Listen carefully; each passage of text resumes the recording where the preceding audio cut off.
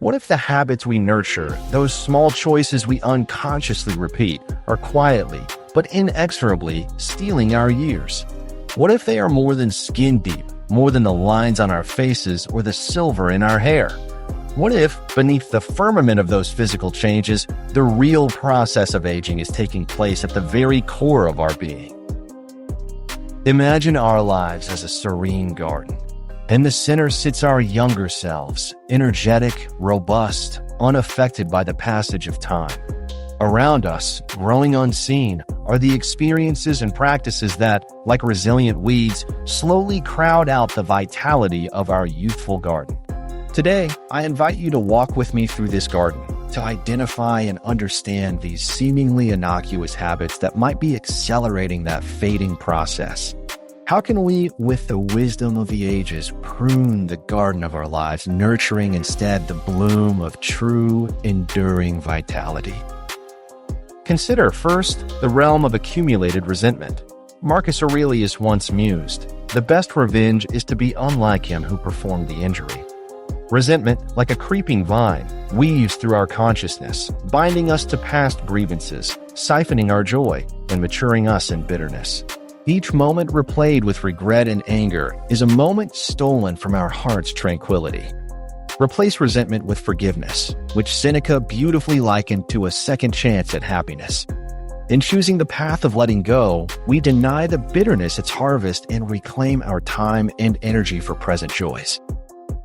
Next, we turn to the breath of life itself. How often do we take small, hurried breaths, signs of a life lived anxiously, filled with constant hurry and worry? Shallow breathing robs us of essential oxygen and mirrors a soul that never fully relaxes. To breathe deeply, to fill one's lungs with the ample air, is to affirm life with grace and presence. Epictetus taught that we should practice temperance not only in action, but in understanding our breath. Through deep, mindful breathing, we foster a moment's pause that grants both clarity and youthfulness to the soul, rejuvenating our spirit from the inside out. Then we encounter the specter of fragmented sleep. The modern world's relentless pace often results in broken, restless nights. The Stoics embraced the idea of rest as sacred, a time when the mind and body align in repose, unburdened by the anxieties of the day. Can we declutter our nights, secure the sanctity of our own peace? By cultivating an evening routine, a ritual of winding down, free from the blue light of screens, we safeguard our minds against continual exhaustion, nurturing an oasis of restorative rest. Sugar, that sweet siren call often sought for its temporary comfort, masks a bitter truth. It is an insidious robber of health, accelerating aging while it offers momentary solace. Clear of the white grain's seductive grasp, Seneca would urge the pursuit of temperance and moderation. In nourishing our bodies with natural, unprocessed foods, we honor them as the temple of our spirit, reinvigorating from the foundation up. Remaining seated, ever still, presents another subtle thief, one that robs us through inertia. Inactivity dulls the spirit, creating a facade of ease while it silently ages us. Thoreau, in his tranquil wisdom, spoke of walking as a necessity of life, not just a choice. Each step we take is an act of rebellion against stagnation. Let our bodies move, for movement is life's whisper that we are ageless at heart. Nighttime screens deliver one more modern malady, a thief of restful sleep and serene nights. The glow of technology disrupts our natural cycles, leaving us weary come morning. The Stoics, in their profound simplicity, would remind us to guard our time vigilantly. Establish boundaries for technology and reclaim your evenings. Remember that each unfocused moment siphons away from our potential and presence. Posture, the stance we hold both physically and metaphorically, shapes our interaction with the world. A slouched back indicates not only poor physical habits, but perhaps a spirit slightly bowed by the pressure of life. Stand tall, with the posture of a person aware of their path and purpose. The spine, erect with mindful awareness, becomes a testament to our will to engage with life's demands gracefully. Consider then the complexity of overthinking. turning simple joys and basic decisions into tangled webs of worry.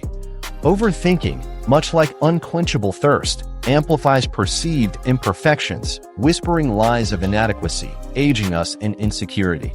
Embrace simplicity in thought, understanding that most things remain outside our control.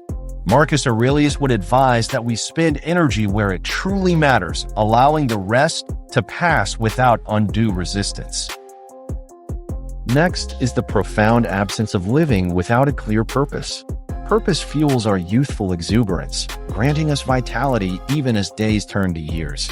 The Stoics held living according to nature, aligned with universal reason, as the highest purpose. In seeking meaning, avoid the emptiness of hollow achievements, gravitating instead toward genuine progression, service, and creativity. Isolation, particularly as years advance, can steal more than just time. It erodes the soul's resilience, wearing thin our connections to the world. Solitude, when it transforms into loneliness, withers rather than nourishes. Seneca, in advocating strong friendships, emphasized their role as mirrors for joy and wisdom. Reach out, build your community, and remember that true belonging fortifies and gardens the heart. The habitual daily drink, a comforting indulgence, can age more than just the body. It loosens inhibitions while silently stiffening arteries and slurring the clarity of the mind. Moderation befits a sage true to their purpose. In reducing reliance on fleeting comforts, we choose enduring health and sincere happiness. The all-or-nothing mentality can trap us within its confines, breeding discontent and restlessness. This binary thinking underserves the complexity of our human experience. Embrace the Stoic principle of progress, not perfection. With each step forward, we inch closer to wisdom, honoring our path without rushing it. Finally, we come full circle to the embrace of our radiant star, the sun. We underestimate the tranquility and life it bestows upon our presence.